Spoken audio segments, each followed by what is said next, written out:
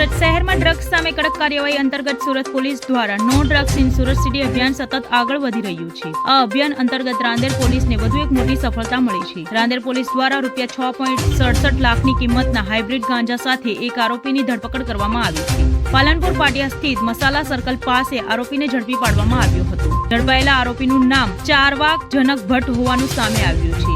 આરોપી પાસેથી કુલ્લે 225.87 ગ્રામ હાઇબ્રિડ ગાંજો મળી આવ્યો હતો, જેની બજાર કિંમત અંદાજે ₹6.67 લાખ થાય છે। પોલીસને મળેલી માહિતીના આધારે મોપેડ પર પસાર થતા શખ્સને અટકાવી તપાસ હાથ ધરવામાં આવી હતી। તપાસ દરમિયાન તેની પાસે હાઇબ્રિડ ગાંજો મળી આવતા આરોપીની ધરપકડ કરવામાં આવી હતી। પોલીસ દ્વારા આરોપી પાસેથી મોપેડ, મોબાઈલ ફોન અને હાઇબ્રિડ ગાંજો મળીને કુલ્લે ₹7.15 લાખનો મુદ્દામાલ જપ્ત કરવામાં આવ્યો છે। હાલ આ મામલે રાંદેર પોલીસ દ્વારા વધુ તપાસ હાથ ધરવામાં આવી છે।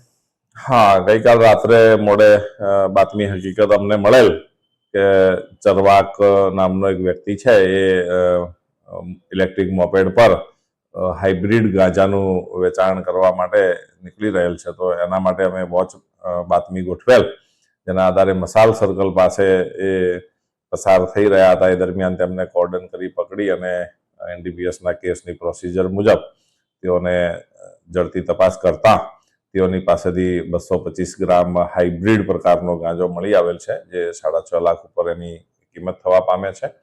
અને કોઈ નિહિલ નામના વ્યક્તિ તેઓને આ હાઇબ્રિડ ગાંજો વેચેલ છે અને તેઓની કાયદેસર કરી ધરપકડ કરવામાં આવેલ છે અને નામદાર કોર્ટમાં રજૂ કરી અને 1 દિવસના વધુ ફર્ધર પોલીસ કસ્ટડી આપવામાં આવેલ છે। જી સર, આરોપીનો કોઈ પૂર્વ ઇતિહાસ ખરો? હાલ સુધીમાં તો જણાઈ આવેલ નથી, છતાં પણ એનું તપાસ ચાલુ છે।